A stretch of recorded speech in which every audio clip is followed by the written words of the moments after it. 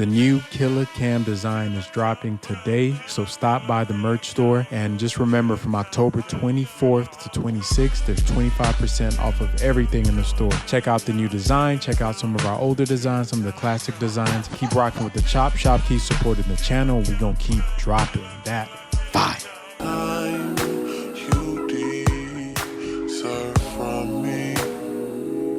This is something I know.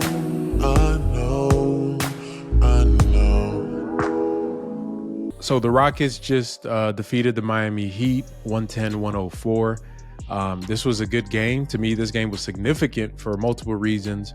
The biggest being that we haven't beat the Heat in over 4 years. The last time the Rockets beat the Miami Heat was November 27th, 2019. This pre-pandemic. Like, that's crazy. The last time the Rockets beat the Heat, coronavirus wasn't a thing yet. So, and what does that speak to? That speaks to a lot of, to me, it's more of the coaching, because even in preseason, we couldn't beat them. We didn't beat them when they played their starters. We didn't beat them when they sat their starters. We didn't beat them when we played our starters and their bench was playing, because when you play Eric Spoelstra, it's going to be about the system more than the actual players. Everybody knows about Heat culture and how they turn these randos into like role players that are giving you 30 points in the playoffs.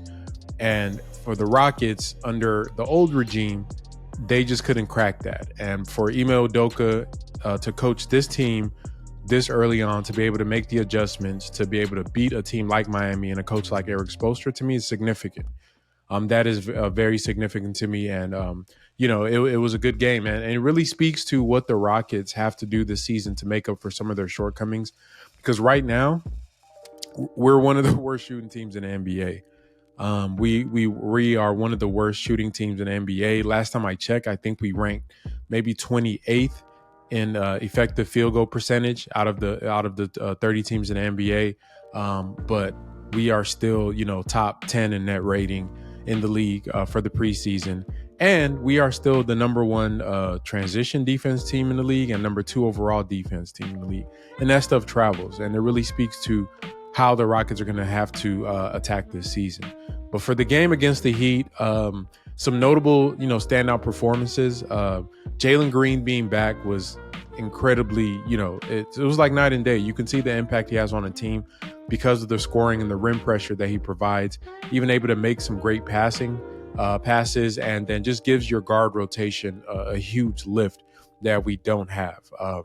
With the previous Spurs game, a lot of our guards were not able to get in the paint.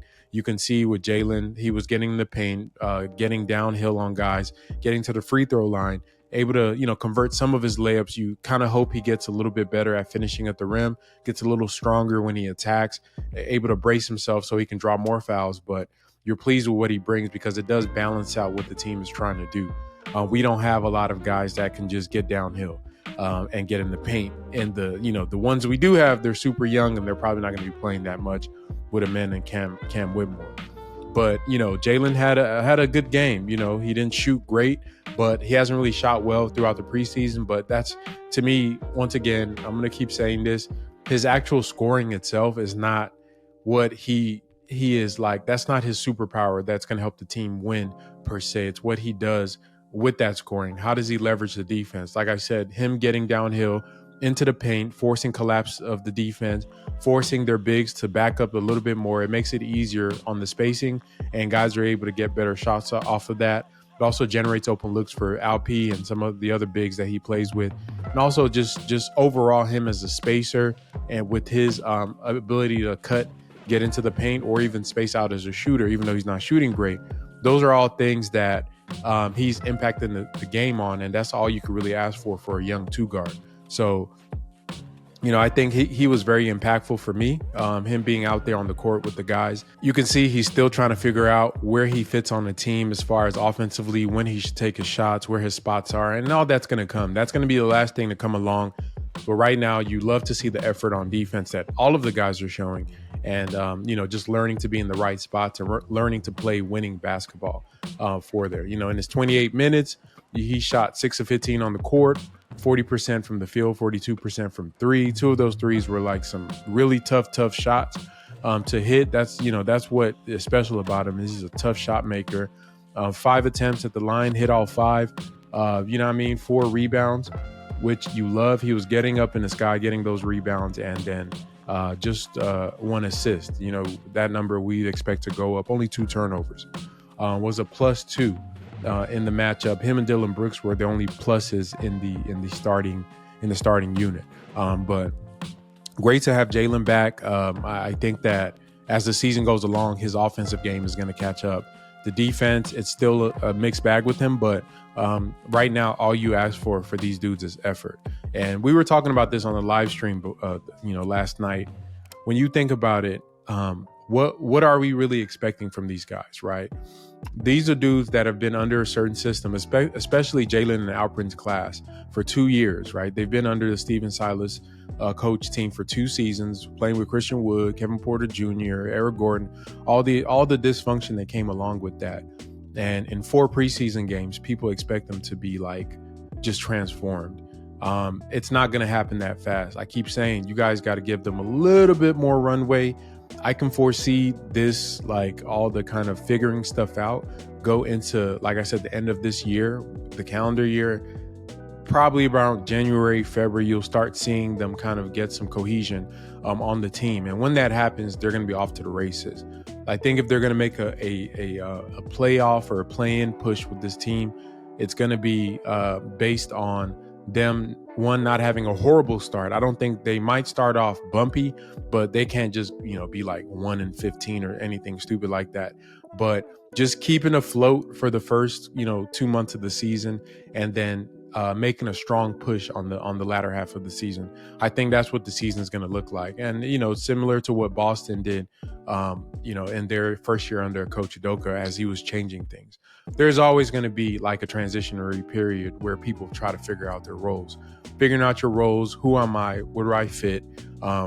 What does the coach expect from me? What do my teammates expect from me? Especially for younger players that haven't been under a structure that demands any of those questions. It's going to be a challenge, and I think they're up for it. Like I said, all you can ask for is just effort, and they're giving that. So for Jabari, his game, he didn't have a great game, but it wasn't terrible. He was a team low -10 in the game. The thing that I'm not worried about Jabari's offense. He only shot 37% and 25 from 3. But what is a bit concerning is the defense that he's showing. Not great in the perimeter, not great in the post. I'm not sure what is causing that, because Jabari, by all accounts, will be a great defender. I'm not super worried about it, but I do want him to take strides on that end of the court. And it seems like, just like with Jalen and Alperin, he is a tick slow. You can watch them literally try to process what's going on. And it's understandable.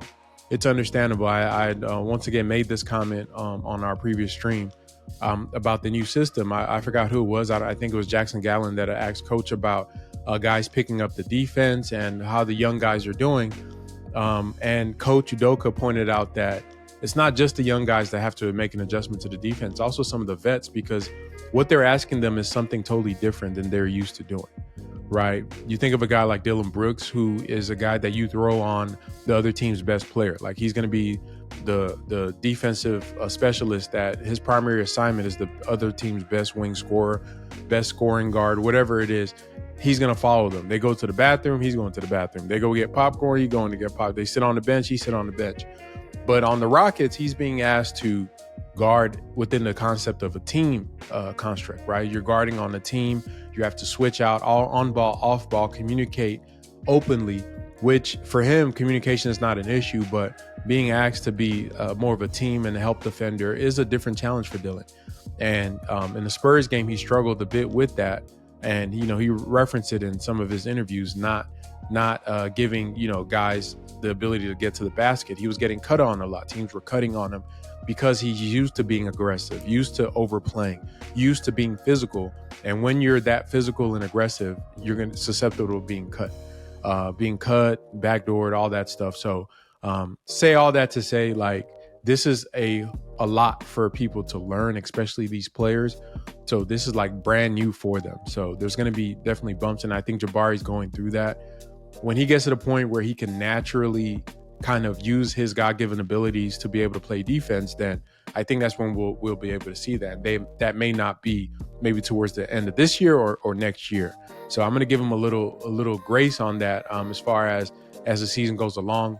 But as far as us trying to win games, he does need to be better than he showed in preseason, especially in the post. Like the post defense, he plays smaller than he actually is. Somebody got to tell him, bro, you're 6'11".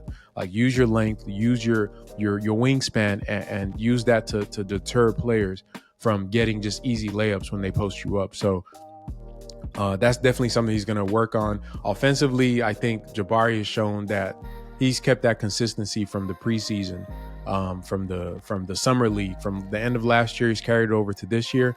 And if that is a thing that's here to stay, then Jabari is going to be okay, right? We were all worried. Well, y'all were worried about, oh, Jabari can't create shots. Oh, Jabari can't dribble. He still cannot dribble. As you guys saw, he had like 5 turnovers in the game. But like I said this, there's a video on our channel. I don't know what it's called. I think it's like Jabari Smith is going to be a 5 or something like that. Go look at it. Look at what me and Space were talking about and who the comps were that we brought up with Jabari. Kevin Garnett, Dirk Nowitzki. The point of all that is to say Jabari's bread and butter is going to be in the mid to high post. That's what he's built for. I've seen his archetype before a million times. And if you watch basketball long enough, you know what the damage a 6'11" forward that can shoot can do to teams in the playoffs. That's what's exciting about players like him. That's what you get excited about. So when people want him to, simply just, get on the perimeter and, try to cook from there, it kind of shows a little lack of knowledge about the game and the totality of it. I was talking to a friend on Twitter about his shot diet. I love his shot diet. They were saying give him more post touches. No, like it's fine the way it is. You don't go to that well for post touches until it's situational. I love the fact that he's not taking a million threes. I love the fact that he's playing within the flow of the offense, getting some chances to run some pick and roll as the screener, as a ball handler. He's getting some chances to get some actions in the mid to high post. He's getting some chances to cut. He's getting some chances to space on the 3. That's really all you could ask for from an offensive perspective. And I said this in my videos, kind of talking about why Jabari struggled under Steven Silas. They forced him to just shoot 3 threes.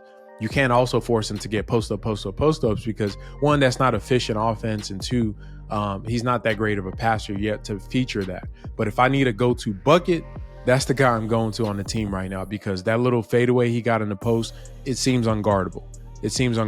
And when you're in a close game setting, playoff setting, 4th quarter, 1 minute left, we need a bucket. We're game's tied or we're down 2. I'd rather set a play for Jabari to get an isolation on the block. And if they want to trap him off of that, he just got to make the simple pass. Somebody cut, somebody space out for him, set a flare screen so he can get a pass over to a teammate for an open shot. So, I think overall his preseason has been good.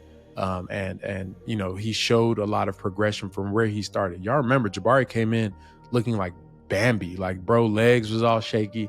He can dribble the ball up the court without like losing his handle. So you just got to look at, these players relative to who they were when they first started playing here. And I think for him, he's made huge leaps in his game. So proud of him. He just got to keep that up. I think for Fred VanVleet, he had his most efficient game. And I think for him, this type of game that we saw is what we expect from Fred. Meaning he doesn't have to shoot. Let me see. He shot 70% from field goal, 75 from 3. That's not what I meant. But he had 20 points, and you wouldn't even tell that he shot, he took 10 shots. It was so quiet. And the 6 assists, that's kind of the Fred you want. An efficient kind of a balance of scoring and setting up the team, pacing the team, doing all the little stuff you love from your point guard. I think he did a great job doing that. Fred is going to be a very important player for us in getting us organized and getting the team settled. I love the little stuff. You got to watch some of the things he does on the sidelines as well. There was a play where Alp was able to fake the 2 Heat defenders out to get an and 1. And if you see what Fred said to him, basically he told him go dunk it, because he's seen Alp struggling getting blocked and missing his shots. And he was telling him go dunk it. Like little tips like that. You know what Alp tried to do the next play? He tried to dunk it. Bro got hung though. He got hung. Yeah, he tried to dunk it and got hung, but you can see the influence. You know, they all look up to him and Dylan and Jeff as like these big uncles, big brothers. And one thing you like about our group of young guys is that they actually want to learn, and they're eager about learning and want to please the coaches, coaching staff, and the vets on the team. And with that kind of humility, they're approaching the game. It's going to get them far because they already have talent. When you have talent, humility, and work ethic, you know, that's when you cooking something. So definitely, you know, Fred had a great game. I love the way he paced it. Defense was solid per usual. And going into the season, obviously, if you guys know, vets have different levels they could turn up to. We haven't even seen the real Fred VanVleet or Dylan Brooks. You know, these guys have been in battles. Fred is a champion. So you got one of the things you learn as a vet is how to pace yourself and pace the game. And you're not going to see him going like it's game 7 in Milwaukee in the Eastern Conference Finals in the preseason game. So, you know, all of this stuff you take with a grain of salt, but I love his overall play.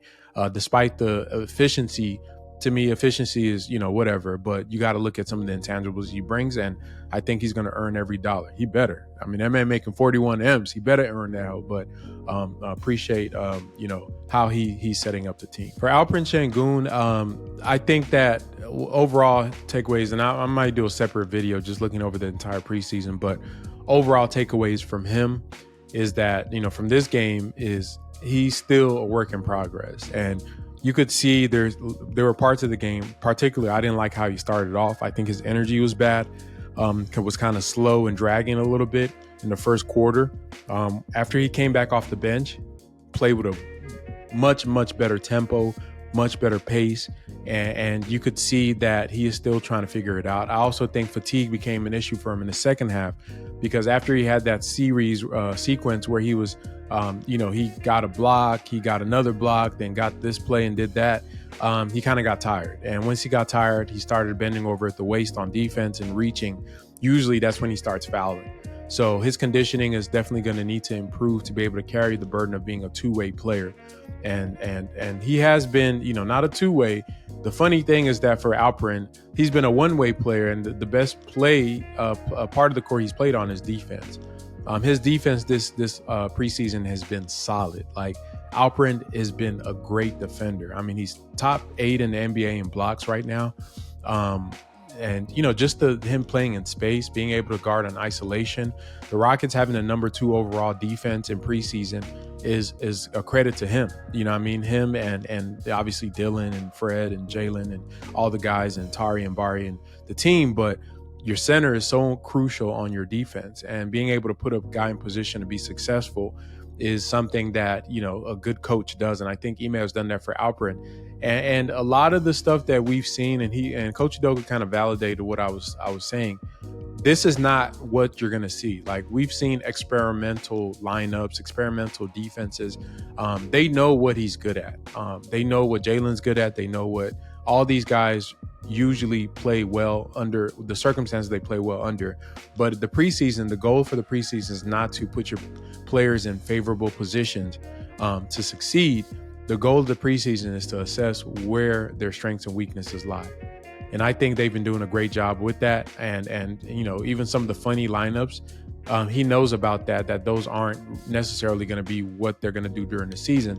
So you can only appreciate that he's trying to help these players get to their strengths and weaknesses and learn, so they can know where to be during the season, and, you know, some things they need to work on. And for Alp, obviously, I think once again the fatigue becomes an issue, but overall in the game, you know, he had a solid game. 26 minutes. He only shot 37% from the field. Not a great offensive game, but had 16 points, 12 rebounds, 4 blocks, only 1 turnover, which you love. He had 7 offensive rebounds, you know, a beast on the boards, and got to the free throw line 6 times. This is off a bad offensive game. So the thing is, when he gets good in the offense again, hopefully he remembers that the reason he got drafted was his offensive skills. You combine that with the effort. That's what I'm saying with the patience thing. You got to give these guys a little bit of runway to figure it out, because you know the talent's there. Everybody was saying, oh, Alperen Sengun, all he can do is play in offense. He's an offensive genius, blah, blah, blah. He's playing good defense. Everybody's in crickets. Crickets, right? Now it's his offense. So let's just give him, like, my thing is, it may seem like I'm biased towards Alperen Sengun, but I see the talent that's there. I'm sure the coaches see the talent that's there. You have to give it time to show whether it's there or not. If there was a better player on our roster that should be our starting center right now, yeah, play him over LP. I don't care if he's on the bench. I'm trying to win games. I'm a Houston Rockets fan, right? But we don't have a better player. So he is what we have right now, right? And if he is here, you want him to be successful. So I think they know that. They have to play the cards that they have. And right now, at the 5, he's our best shot at winning games. If they are able to bring in somebody that can play next to him, cool. If they bring in somebody that can play behind him, cool. If they bring in somebody that can play ahead of him, I'm perfectly fine with that. As long as the Rockets are in the most favorable positions to win. From my honest assessment, I feel like right now with the construct of our team, him playing well on defense, him being an offensive playmaker and doing what he does really lends well to the team's success. So, that's really what we want to see going forward. I want him to pick up his swag. He's kind of low on the swag right now. I really don't like on the offensive end how he's navigating, and I think he needs to get back to being himself. And I think the same thing for Jalen Green and some of the other guys. It all goes back to trying to figure out where you rank on the team. Where do I fit in on the team? One thing I'm gonna keep saying, none of our guys are selfish. None of them come off as, oh, it's got to be me or not. I think they are genuinely trying to figure out where they fall in, and once they do, I think it's going to be off to the races for them. The last player I want to talk about from this game is Thompson. Thompson had probably the best individual game from everybody. 19 points, 4 assists, 7 rebounds, 2 steals. He shot 66% from the field. Only took 1 3-point attempt, which is okay in 24 minutes. Dude was everywhere. I mean, the crossover to the dunk. I mean, the rebounding, getting downhill, the passes. I mean, he is different. And this is just scratching the surface. The still doesn't have a sharp handle. So that's still going to have to come because, if you can't really handle with that athleticism and body type you have, it's like, that's not going to be able to maximize his skill set. So I know he's going to work on that. Dude is just a grinder in the gym. So he's going to get better at that. But his overall game, man, it's just exciting to see. You get glimpses of a player that athletically is just heads and shoulders probably above everybody else on the team. And to me, athleticism isn't just like dunking and like jumping and being able to do like amazing. His athleticism translates to his skill. And we were talking about this on the live stream about his ability to make passes. When I talk about that, using his wingspan, his strength, and his abilities to be able to make passes that other players just cannot make. It's not a thing that guys don't see those passes like Alperen and Fred. They could make certain passes and they could see it. Alpi had that great no-look dime to Amen, but because of Amen's physical stature, some of the passes he can make, it's only for him. And you look at guys like LeBron and some of those guys, like the velocity on the passes, what they call mustard on there, it is crazy to see. And I just keep banking on his work ethic because honestly, for him to be getting minutes this early on this team with a coach like Coach Udoka speaks volumes to the level of trust they have for him, and to me, his ability to pick up what they're doing. And Coach Udoka said that he's playing off of instinct right now. This isn't even a man like understanding the game. Dude he's not like, oh, he can read NBAs. The game is not slow for him. This is his baseline. This is, I'm just out here just trying to help the team win. That is exciting stuff to see. I expect big things from him this year. Also noticed that Cam Whitmore didn't really get a chance to get into the game until late, which, yes, I think that Cam is not going to be early on in the season in the rotation. I think maybe circumstances may force him to have to come up, but Cam has a long way to go. One thing I am super pleased with is his defensive performance. I didn't know he was a natural team defender. He is a natural team defender. His switches are crisp. He's able to read the defense, off of instincts. Remind me a bit of Tari Eason, not as good as far as using his tools to his advantage, but Cam's size and his foot speed, able to change direction, good hips on defense.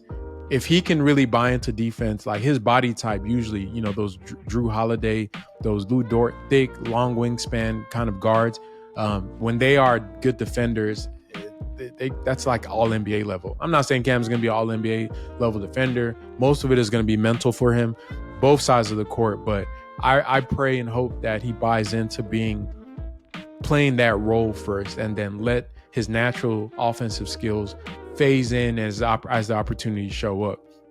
But overall, the preseason was a success for me. Going 4-on-1, playing different styles of teams, showing that you could fight on different styles. You could switch it up. The Rockets could go, you want to slug it out, they could slug it out with you. You want to do a boxing match, they could box it. You want to put, you a southpaw, they could adjust. So we have different styles. We're not stuck on one thing. Some games they switch 1 through 5, even without Prince. Some games they play the drop. So in this Heat game, I noticed they played the drop and switch. So they're giving us different looks, and the guys are picking it up slowly but surely. But all of that is great, but it's going to matter on Wednesday coming up against Orlando Magic.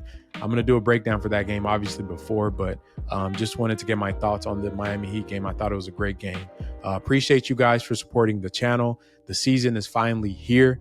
Exciting times ahead of us. We're going to get to break down some good, real basketball that has meaningfulness to it. No more we're tanking for this and this player. We're trying to win, bro. We're trying to win, and that's all you could ask for. Y'all let me know who's your favorite player from the Heat game. Keep supporting the channel. If you're still listening to this podcast at this point, go ahead and hit the like button. And if you're new to the channel, hit the subscribe button. Keep rocking with the Chop Shop. We're going to keep dropping that fire.